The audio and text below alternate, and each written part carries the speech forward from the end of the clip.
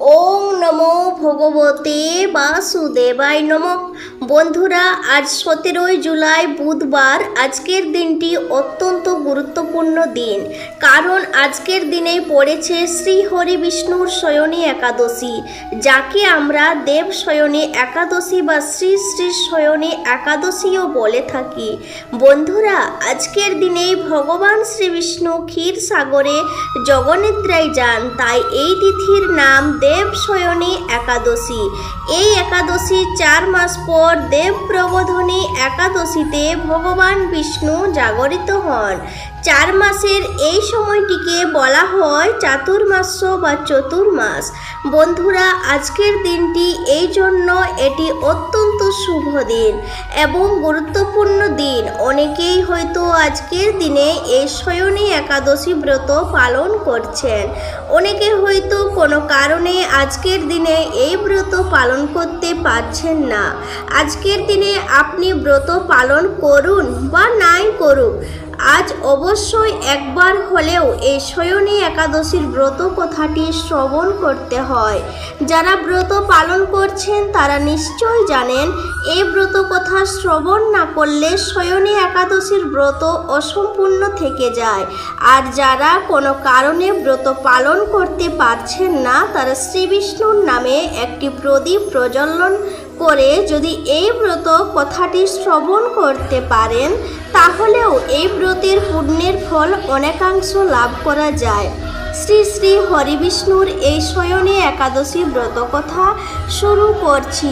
ওং শ্রী বিষ্ণু, ওং শ্রী বিষ্ণু, ওং শ্রী বিষ্ণু।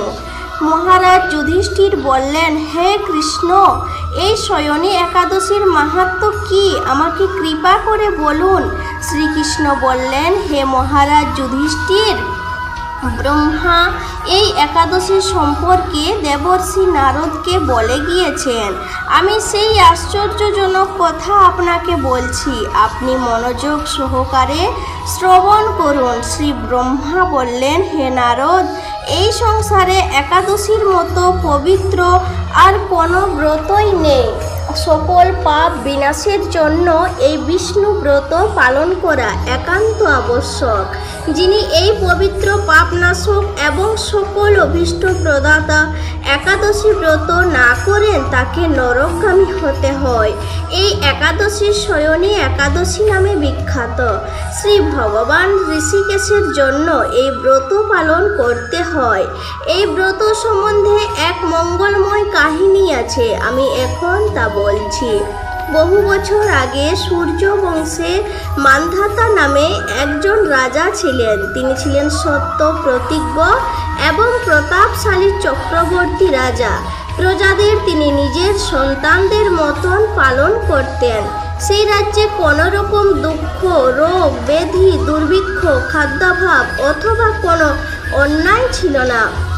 এইভাবে বহুদিন অতিবাহিত হলো, কিন্তু এক সময় দৈব দুর্বিপাকে টানা 3 বছর সে রাজ্যে কোনো বৃষ্টি হলো না। দুর্ভিক্ষের ফলে সেখানে দেবতাদের উদ্দেশ্যে দান, মন্ত্রের সোহা সোধা ইত্যাদি শব্দেও বন্ধ হয়ে গেল, এমনকি বেদ পাঠও ক্রমশ বন্ধ হলো।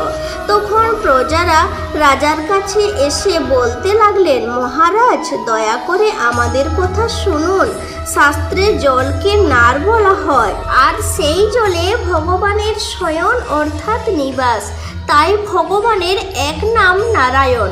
মেঘরূপে ভগবান বিষ্ণু সমুদ্র বাড়ি বর্ষণ করেন সেই বৃষ্টি থেকে অন্ন, এবং সেই অন্ন খেয়ে প্রজারা জীবন ধারণ করেন। এখন সেই অন্নের অভাবে প্রজারা ক্ষয়প্রাপ্ত হচ্ছেন। অতএব হে মহারাজ, আপনি এমন কোনো উপায় অবলম্বন করুন যাতে আপনার রাজ্যে শান্তি এবং কল্যাণ সাধন হয়। রাজা মান্ধাতা বললেন, তোমরা ঠিকই বলেছ, অন্ন থেকে প্রজার উদ্ভব, অন্ন থেকে প্রজার পালন, তাই অন্যের অভাবে প্রজারা বিনষ্ট হয়, আবার রাজার দোষেও রাজ্য নষ্ট হয়। আমি নিজের বুদ্ধিতে আমার কোনো দোষ খুঁজে পাচ্ছি না, তবুও প্রজাদের কল্যাণের জন্য আমি আপ্রাণ চেষ্টা করব। তারপর ব্রহ্মাকে প্রণাম করে রাজা সৈন্যসহ বনে গমন করলেন। সেখানে প্রধান প্রধান ঋষিদের আশ্রমে ভ্রমণ করলেন। এইভাবেই তিনি ব্রহ্মার পুত্র মহা তেজস্বী অঙ্গিরা ঋষির সাক্ষাৎ লাভ করলেন। তাকে দর্শন মাত্রই রাজা মহা আনন্দে ঋষির চরণে বন্দনা করলেন। মুনিবর তাকে আশীর্বাদ ও কুশল জিজ্ঞাসা করলেন। রাজা তখন তার আগমনের কারণ সবিস্তারে ঋষির কাছে জানালেন। ঋষি অঙ্গিরা কিঞ্চিৎ সময় ধ্যানস্থ থাকার পর বলতে লাগলেন, হে রাজন, এটি সত্য যুগ। এই যুগে সবাই বেদপরায়ণ এবং ব্রাহ্মণ ছাড়া অন্য কেউ তপস্যা করেন না। এই নিয়ম থাকা সত্ত্বেও অবশত্রু রাজ্যে তপস্যা করছে, আর এই অকার্যের জন্যই রাজ্যের এই দুর্দশা। তাকে হত্যা করলে সমস্ত দোষ দূর হবে। রাজা বললেন, হে মুনিবর, তপস্যাকালীন নিরপরাধ ব্যক্তিকে আমি কিভাবে বধ করব? আমার পক্ষে সহজসাধ্য অন্য কোনো উপায় থাকলে আপনি দয়া করে আমাকে বলুন। তদুত্তরে মহর্ষি অঙ্গিরা বললেন, আপনি আষাঢ় ও শ্রাবণ মাসের শুক্লপক্ষে শয়নী নামে প্রসিদ্ধ ব্রত পালন করুন। এই ব্রতের প্রভাবে নিশ্চয় রাজ্যে বৃষ্টি হবে। এই একাদশী সর্বসিদ্ধিদাত্রী এবং সর্ব উপদ্রব নাশকারিণী। হে রাজন, প্রজা ও পরিবারবর্গ সহ আপনি এই ব্রত পালন করুন। মণিবরের কথা শুনে রাজা নিজের প্রাসাদে ফিরে গেলেন।